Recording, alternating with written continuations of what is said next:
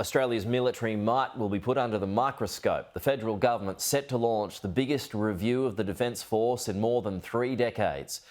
Live to political reporter Andrea Crothers in Canberra now. Andrea, good morning. This will guide the ADF for the coming decade.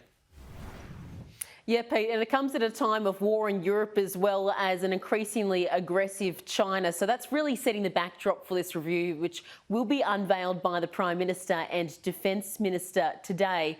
So what it will do is it will look at Australia's operations, our assets, personnel, and exactly where they are positioned, and overall Australia's preparedness for war. It will be conducted by a former Labor Defence Minister and former ADF Chief.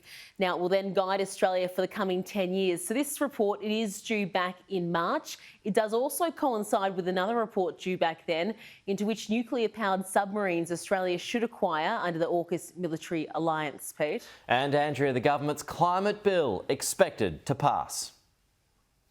Yeah, we know a lot of this is riding on whether the Greens will back it or not. They haven't formally declared their hand on the matter after having another party room meeting last night.